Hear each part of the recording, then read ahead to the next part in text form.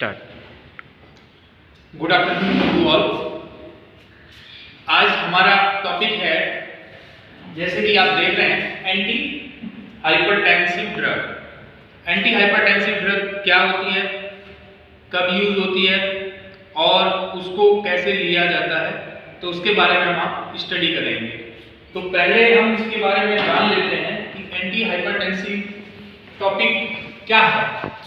तो आपको यहाँ पे दिख रहा है एंटी।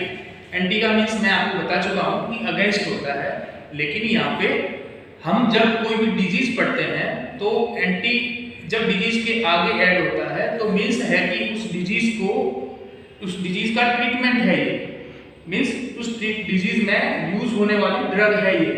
तो हम आज उस ड्रग के बारे में पढ़ेंगे। उससे पहले हम जान लेते हैं कि एंटी हाइपरटेंशन होता क्या है। तो हम देखते हैं कि हाइपरटेंशन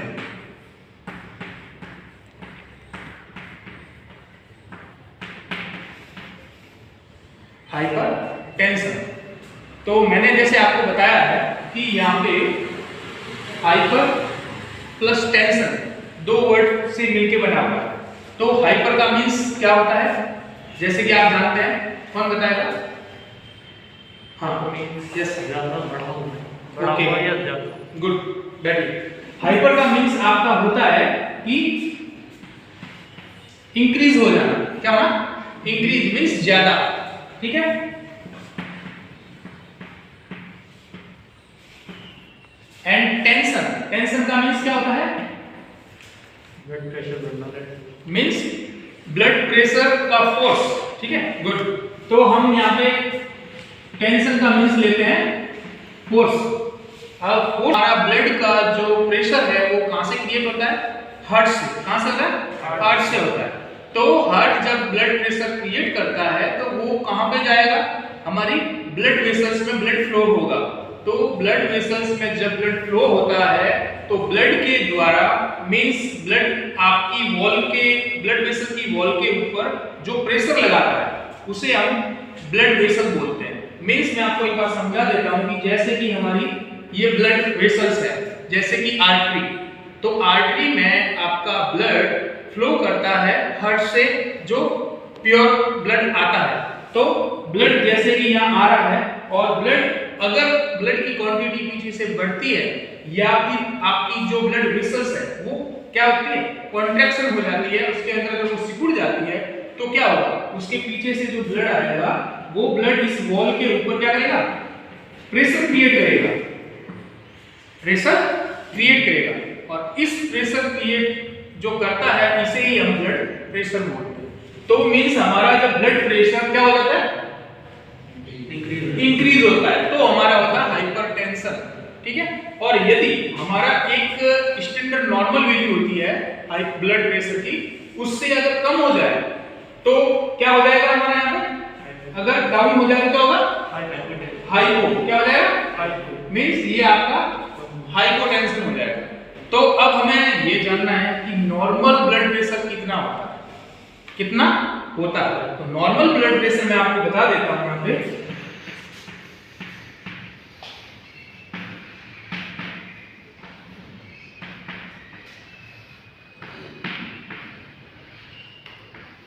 आपका बॉडी में नॉर्मल ब्लड प्रेशर होता है 120/80, और वो भी किसमें हम उसको मेजर करते हैं?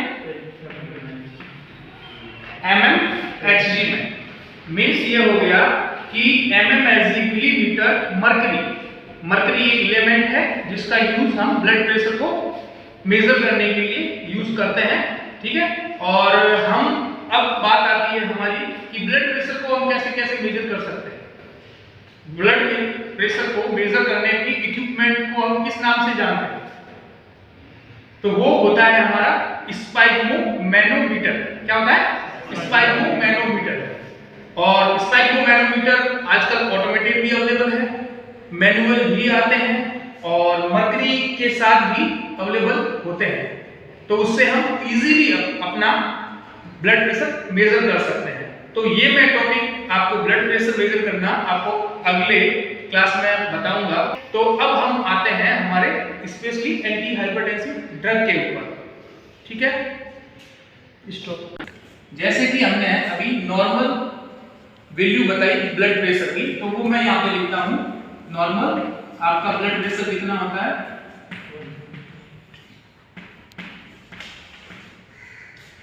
120/80। तो हमने यहाँ लिख दिया 120 और यहाँ लिख दिया हमने 80, और mmHg इसका क्या है, यूनिट है जिसके अंदर हम इसको मेजर करते हैं, ठीक है। तो अब ये तो हमारा नॉर्मल वैल्यू हो गया। अब हाइपरटेंशन में कौन सी वैल्यू आती है और हाइपोटेंशन में कौन सी वैल्यू आती है, तो हमें उसके बारे में हम जानेंगे कि नॉर्मल ब्लड प्रेशर हमारा 120/80 है। और अब हम उससे आगे बढ़ते हैं कि जब 120 से अबव 121 एंड 139, और ये जो आपकी 80 वाली है, ये 80 to 89, कितना, 80 से 89। मैं इसको यहाँ पे थोड़ा इंडिकेट कर देता हूँ। अब मैं पहले ये बताता हूँ आपको कि 120 क्या है और 80 क्या है। तो 120 जो आपका है वो डायस्टोलिक और सिस्टोलिक दो टाइप के इसमें ब्लड प्रेशर होते हैं, ठीक है। तो जो आपका 120 है वो आपका सिस्टोलिक ब्लड प्रेशर है। कौन सा, सिस्टोलिक ब्लड प्रेशर को हम 120 से इंडिकेट करते हैं, और हमारा डायस्टोलिक है वो हमारा कौन सा है, 80 वाला। तो उसी टाइप से जब हमारा ब्लड प्रेशर 120 से अबव 121 एंड 139 तक अगर पहुंचता है, और जो हमारा डायस्टोलिक है 80 to 89 पहुंचता है, तो मींस ये हमारे प्री हाइपरटेंशन की कैटेगरी में आएगा। इसमें आएगा प्री हाइपरटेंशन कैटेगरी में। अब प्री हाइपरटेंशन का मतलब क्या है कि प्री का मतलब पहले, मींस कि आपको हाइपरटेंशन है नहीं अभी, लेकिन आपको अभी से अपने ऊपर कंट्रोल करना है ताकि ये प्री हाइपरटेंशन आपकी हाइपरटेंशन में कन्वर्ट ना हो जाए, ठीक है। तो मींस ये आपको इंडिकेट कर रहा है कि आप अपनी ब्लड प्रेशर को कंट्रोल करें, ठीक है। और हमें हमारी डाइट या एक्सरसाइज प्लान से हम इसको कंट्रोल कर सकते हैं। तो इससे अगला जब हम 120 139 हो गया, उससे ज्यादा हम पढ़ेंगे कि जब हमारा 140 और ये हमारा 90 हो जाए, तो हमारा ये स्टेज कहलाएगा स्टेज फर्स्ट। क्या कहलाएगा, स्टेज फर्स्ट हाइपरटेंशन। क्या कहलाएगा, हाइपरटेंशन। मींस कि इसे हम हाइपरटेंशन की कैटेगरी में रखेंगे। ये हाइपरटेंशन है, हो चुका है, तो इसका हम ट्रीटमेंट के लिए डॉक्टर के पास हम दिखाएंगे। जब मेजर करेंगे तो वो हमें ट्रीटमेंट प्रोवाइड करेंगे, ठीक है। तो ये स्टेज फर्स्ट हो गया। और जब हमारा 140 से 159, 141 से 159 एंड ये आपका 90 से 99, तो आपका 91 से 99 जब डायस्टोलिक हो जाए और 141 से 159 सिस्टोलिक हो जाए, तो हमारा ये स्टेज सेकंड कहलाएगा। क्या कहलाएगा, स्टेज सेकंड कहलाएगा हाइपरटेंशन।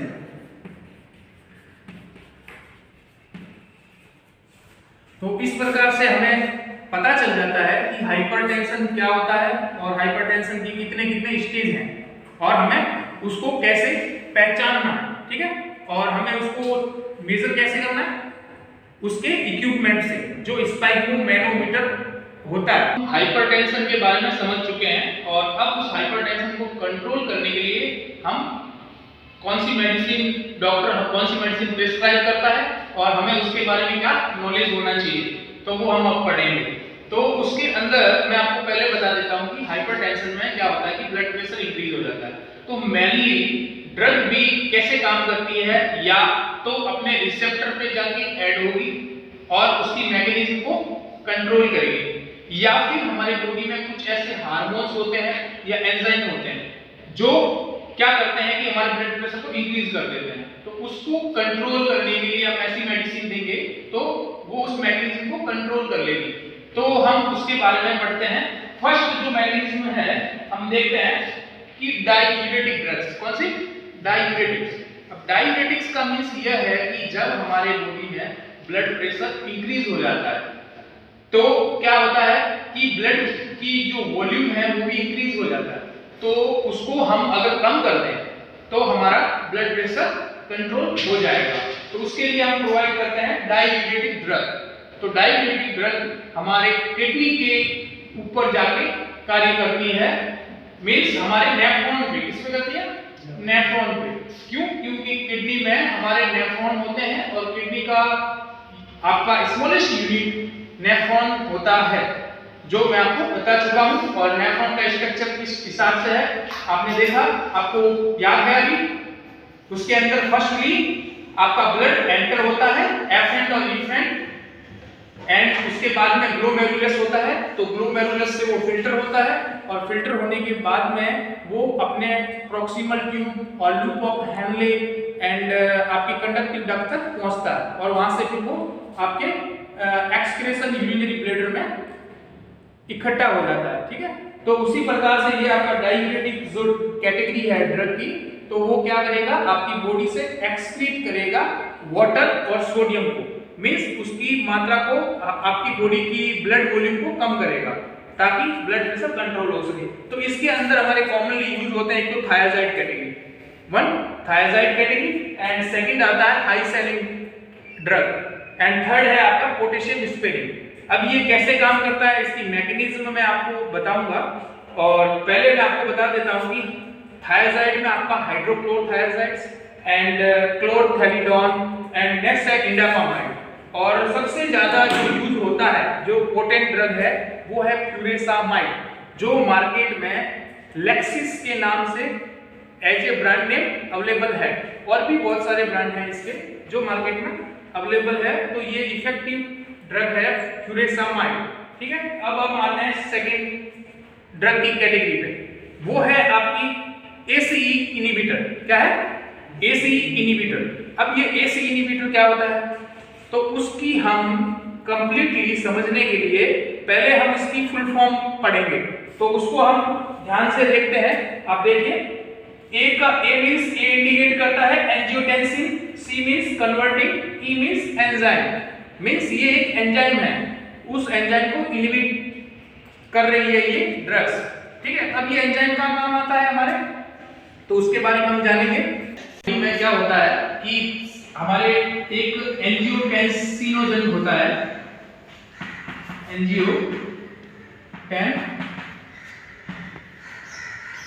एंजियोटेंसिनोजन होता है। वो ये क्या है कि हमारे प्लाज्मा प्रोटीन है। क्या है? Plasma protein. तो ये जो प्लाज्मा प्रोटीन प्रेजेंट रहता है हमारे प्लाज्मा में, लेकिन जब हमारे बॉडी में एक हार्मोन रिलीज होता है रेनिन नाम से। किस नाम से? रेनिन। अब वो रेनिन कहां से रिलीज होता है? वो होता है हमारी किडनी से। कहां से होता है? किडनी से। किडनी में सेल होते हैं जेजी सेल। कौन से? जेजी सेल। तो ये जेजी सेल करते हैं रेनिन बनाते हैं। तो वो रेनिन क्या करता है हमारी बॉडी में कि इस एंजियोटेंसिनोजन को वो कन्वर्ट कर देता है। किसमें कन्वर्ट करता है? एंजियोटेंसिनोजन को एंजियोटेंसिन फर्स्ट में, किसमें? एंजियोटेंसिन फर्स्ट में कन्वर्ट कर देता है। मींस कि ये रेनिन की प्रेजेंस है, इस प्रेजेंस में एंजियोटेंसिन फर्स्ट बना।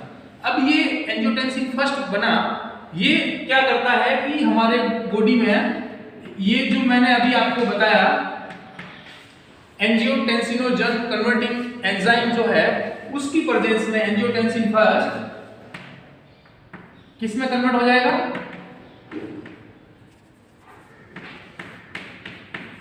वो एंजियोटेंसिन सेकंड में कन्वर्ट हो जाएगा। तो अब ये डायग्राम तो हमने पढ़ लिया, लेकिन इसका ब्लड प्रेशर से क्या रिलेटेड है? इसका रिलेशन यह है कि जब ये रेनिन हमारे बॉडी में ज्यादा मात्रा में बनने लग जाए तो हमारा ब्लड प्रेशर ज्यादा इंक्रीज हो जाएगा। वो कैसे होगा वो मैं आपको बता देता हूं कि एंजियोटेंसिन प्लाज्मा प्रोटीन है, वो रेनिन की प्रेजेंस में एंजियोटेंसिन फर्स्ट बन जाएगा। ये हमारे ब्लड प्रेशर को इंक्रीज नहीं करता है, लेकिन जब एंजियोटेंसिन फर्स्ट पीसीई की प्रेजेंस में एंजियोटेंसिन सेकंड में कन्वर्ट हो जाएगा। तो एंजियोटेंसिन सेकंड क्या करता है कि ये हमारे एंजियोटेंसिन रिसेप्टर होते हैं बॉडी में, मींस ब्लड वेसल्स के ऊपर। किसके ऊपर? ब्लड वेसल्स के ऊपर, तो वो क्या करेगा, यहाँ पे एक आपके रिसेप्टर है जिसे हम बोलते हैं AT1 रिसेप्टर। क्या नाम बोलते हैं? रिसेप्टर। तो मैं आपको बता चुका हूँ कि रिसेप्टर क्या होते हैं, रिसेप्टर कैसे वर्क करते हैं, ठीक है। ये भी एक प्रोटीन से ही बने हुए होते हैं। तो ये आपका एंजियोटेंसिन फर्स्ट AT1 रिसेप्टर पे काम करता है, मींस ये रिसेप्टर हमारे ब्लड वेसल्स के ऊपर प्रेजेंट होते हैं, जिससे ब्लड प्रेशर क्या होती है, कॉन्ट्रैक्ट हो जाती है। मींस इसका क्या काम होता है, वेसो कॉन्स्ट्रिक्शन, मींस ब्लड वेसल्स को कॉन्ट्रैक्ट कर देगा। जब कॉन्ट्रैक्ट कर देगा तो आपका जो ब्लड वॉल्यूम है वो तो उतना ही है जो है आपकी बॉडी में, तो क्या होगा कि ब्लड वॉल्यूम प्रेशर करना शुरू कर देगा ब्लड वेसल्स की वॉल पे, जिससे हमारा ब्लड प्रेशर इंक्रीज हो जाएगा, ठीक है। तो और भी ये हमारे एंजियोटेंसिन सेकंड क्या करता है कि हमारी बॉडी में एल्डोस्टेरॉन, इसका एल्डोस्टेरॉन हार्मोन है, वो भी किडनी से ही रिलीज होता है, तो उसका लेवल भी इंक्रीज कर देता है। और तो उससे क्या होता है वो भी देख लेते हैं। तो एल्डोस्टेरॉन हार्मोन का लेवल इंक्रीज कर देता है, जिससे हमारे बॉडी में क्या होता है कि सोडियम एंड वाटर, किसका, वाटर का क्या होने लग जाता है, रिटेंशन, मतलब कि हमारी बॉडी से फिल्टर नहीं होते, वो हमारी बॉडी में ही रुकने लग जाते हैं, किडनी फिल्टर नहीं करती उसको, किसके कारण, एल्डोस्टेरॉन के कारण, ठीक है। तो जिससे क्या हो जाएगा बताओ, जब रिटेंशन होगा तो, जब रिटेंशन होगा तो क्या होगा, दोनों से वैसोकॉन्स्ट्रिक्शन से भी क्या होगा, आपका ब्लड प्रेशर इंक्रीज हो जाएगा, और आपके एल्डोस्टेरॉन के बढ़ने से भी क्या हो जाएगा, ब्लड प्रेशर इंक्रीज हो जाएगा। मींस कि ये आपकी एक जो फ्लो चार्ट है, इससे हम समझ सकते हैं कि हमारा ब्लड प्रेशर कैसे इंक्रीज होता है, किन कारणों से होता है। तो और हम ब्लड प्रेशर को कंट्रोल कैसे करेंगे, मैंने आपको बताया था कि जो मैकेनिज्म हो रही है उस मैकेनिज्म को कंट्रोल करके हम ब्लड प्रेशर को कंट्रोल कर सकते हैं। मींस कि जो ड्रग लेंगे वो इसी मैकेनिज्म पे काम करेगी और हमारे ब्लड प्रेशर को कंट्रोल करेगी। जैसे कि हमने अभी अभी आपको यहाँ पे देखा कि जैसे ACE इनहिबिटर, क्या है, ACE इनहिबिटर, तो वो ACE इनहिबिटर हमारे कहाँ काम कर रहे हैं, वो यहाँ पे काम कर रहे हैं। ये जो ACE लिखा हुआ है, इस ACE को क्या करेगा, इस ACE को क्या करेगा, आकर के इनहिबिट करेंगे, क्या करेंगे, इनहिबिट। इनहिबिट का मतलब है कि ये हमारे ACE काम नहीं कर पाएगा और ये इनहिबिट हो जाएगा। तो इनहिबिट हो जाएगा तो फर्स्ट सेकंड में कन्वर्ट नहीं हो पाएगा, नहीं हो पाएगा तो सेकंड नहीं बनेगा, सेकंड नहीं बनेगा तो एल्डोस्टेरॉन भी नहीं बनेगा, और हमारा AT1 रिसेप्टर पे भी वर्क नहीं करेगा, जिससे वैसोकॉन्स्ट्रिक्शन नहीं होगा। तो इसमें कौन कौन सी ड्रग आती है, ये मैकेनिज्म कौन कौन सी ड्रग करती है, उसके बारे में हम देखेंगे। जिसके पीछे प्रिल लगाओ, क्या लगाओ, प्रिल। हम इसको इजीली याद करने के तरीके से कह सकते हैं कि जिसके पीछे प्रिल लगाओ। तो हम यहाँ पे देख रहे हैं कि प्रिल, जैसे कि कैप्टोप्रिल, लिसिनोप्रिल और रेमिप्रिल, एनालप्रिल एंड फोसिनोप्रिल, ये अवेलेबल होती है मार्केट में। तो हम इजीली इसको याद कर सकते हैं, मींस ACE इनहिबिटर। अब करते हैं नेक्स्ट आपकी कैटेगरी ड्रग जो ब्लड प्रेशर को कंट्रोल करती है, वो है आपकी AT1 रिसेप्टर ब्लॉकर। क्या है, AT1 रिसेप्टर ब्लॉकर। अब ये AT1 रिसेप्टर क्या है, जो मैंने आपको इस फ्लो चार्ट में बताया है कि आपके एंजियोटेंसिन रिसेप्टर होते हैं। क्या होता है, एंजियोटेंसिन रिसेप्टर। जैसे कि मैं आपको यहाँ बता देता हूँ कि इसी डायग्राम में ये जो मैंने बनाया है AT1 रिसेप्टर, तो इस AT1 रिसेप्टर को ही ब्लॉक कर देंगे ताकि आपका एंजियोटेंसिन सेकंड जो बना है वो इस पे वर्क ना कर सके, ताकि आपका ब्लड वेसल्स कॉन्ट्रैक्ट ना हो और आपका ब्लड प्रेशर इंक्रीज ना हो। तो इसको जब हम इनहिबिट कर देंगे तो एंजियोटेंसिन सेकंड काम नहीं कर पाएगा, और इस टाइप की जो ड्रग है उसके पीछे लिखा होता है सार्टन। क्या होता है, सार्टन। तो उसको हम इजीली याद कर सकते हैं, जैसे कि हमारा losartan, candesartan, valsartan and telmisartan, ठीक है। तो ये इसी फ्लो चार्ट से हमने 1 और 2 दो कैटेगरी याद कर ली है। तीसरी कैटेगरी, अगर रेनिन का रिलीज ही नहीं होगा तो क्या होगा, तो ब्लड प्रेशर इंक्रीज नहीं होगा, क्योंकि हमारा जो प्लाज्मा प्रोटीन है एंजियोटेंसिनोजन, वो एंजियोटेंसिन फर्स्ट में कन्वर्ट नहीं होगा, और एंजियोटेंसिन फर्स्ट जब नहीं बनेगा तो सेकंड नहीं बनेगा। तो इसी प्रकार से हम एक और ड्रग है, वो है आपकी रेनिन डायरेक्ट रेनिन इनहिबिटर, जो आपकी किडनी से जो रेनिन बनता है उसी को इनहिबिट कर दे, वो है आपकी एलिसकिरेन। ठीक है, तो इस प्रकार से आज मैं आपको यही तक पढ़ाऊंगा, उसके बाद में आगे हम नेक्स्ट क्लास में पढ़ेंगे।